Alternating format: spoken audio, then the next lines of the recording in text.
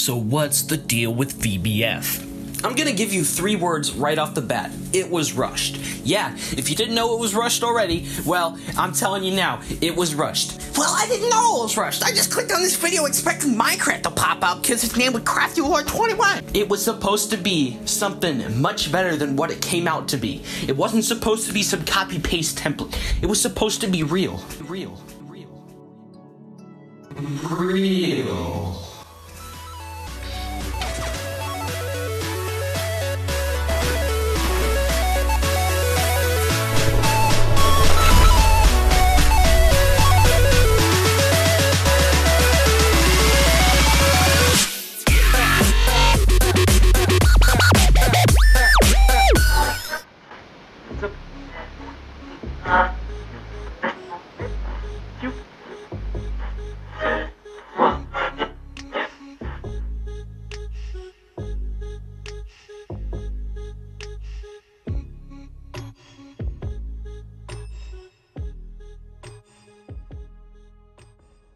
On October 28th, 2016, 2 simple tweets by a virtually unknown Twitter account announced the return of a website that people thought was gone forever. By the start of 2017, this unknown website became the biggest and most hyped up website in all of the alternative video sharing community.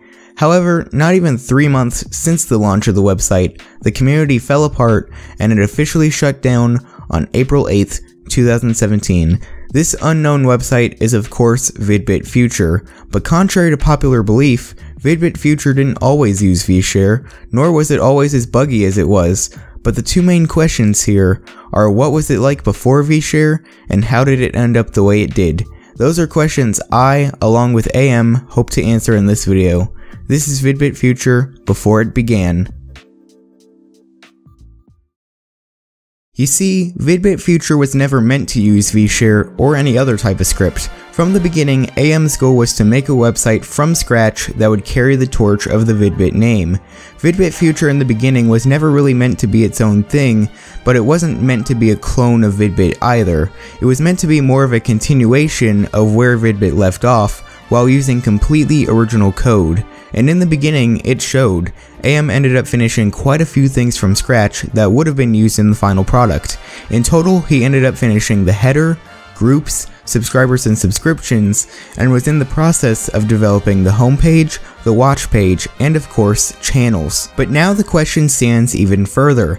How did VBF go from this ambitious, coded from scratch idea to ending up the way it did? You see, something happened. A major speed bump was hit during the early development that would change the rest of the development entirely. But what was it? That was the question that I had been asking since VidbitFuture closed for the first time, and was a question that remained unanswered. Unanswered until now.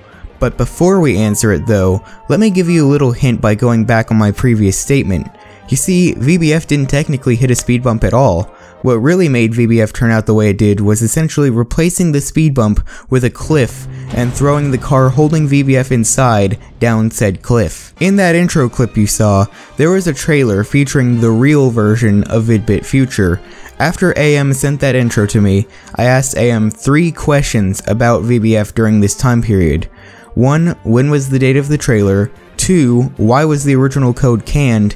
And 3. What made you start rushing VBF? A few minutes later, AM sent me a response, and it was kind of surprising in many ways. Here was his response. That trailer was made in December/January when things were starting to pick up. The reason the original code was canned was because I was being rushed so bad that some guy on the team, I won't mention his name because I don't want them to be witch hunted, was getting impatient for the VBF beta that I ended up being removed from development. They chose vShare as a base to make their VBF. I was pretty much the marketing person from then on. I had to market what we had. It's such a shame that VBF had to go down this way. And that's all there is to it. The whole story behind VBF and why it ended the way it did was literally right in front of us the whole time.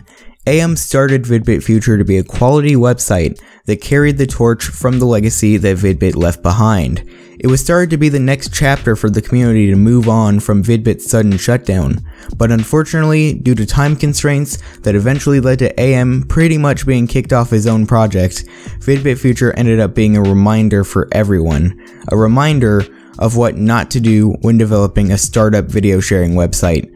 Even though it was a shame that VidbitFuture turned out this way, it serves as a lesson not to rush your projects and truly take time to make sure that what you want is what you release. However, VidbitFuture was not all bad. In fact, the aftermath of VidbitFuture led to some of the best things that have happened in this community in a long time. Despite how bad VidbitFuture may have been, it did end up succeeding at one thing. VidbitFuture kept the entire community together when there was nowhere else to go. You see, after Vidbit shut down, pretty much all of the community on Vidbit was split on where to go, and 50% of them went to Metajolt and 50% of them just went back to YouTube. However, when VidbitFuture was announced, it succeeded at bringing the whole community back together again, and even when VidbitFuture launched, despite how many people didn't like it, it still kept the community together. Every part of the Vidbit community was there until the bitter end. The aftermath of VidbitFuture also led to some weird things happening in the alternative video sharing community as well. For example, WeNew kind of hit a user spike after like a year of being dead because I may have announced that WeNew was back and that WeNew was kind of like Vidbit and that people should go to WeNew despite how bad it was. Yeah, I may have done that just a little bit. But since a lot of people didn't want to use VidMe or Metajolt as their main video sharing platform, a lot of people ended up following suit to WeNew, and WeNew hit a huge user spike that it had never seen in years. But that didn't last too long, because the owner of Vidbit was starting to feel quite inspired by just what VidbitFuture had achieved despite its many shortcomings. And of course the main thing that VidbitFuture had achieved was keeping the entire Vidbit community together. And from that point on, the entire community stayed together and went to WeNew. Due to the aftermath of VidbitFuture, Jan was feeling inspired again to run his own video sharing website.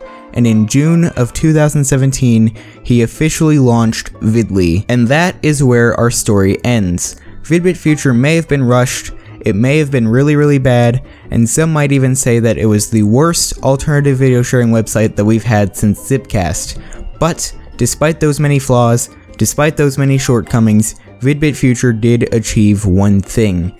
It kept the entire community together when there was nowhere else to go, and even inspired Jan to make Vidly, the website that we all now call home. With that being said, I'm gonna end this video off here. I hope you guys enjoyed. Leave a like if you did, subscribe to become a crafting lord.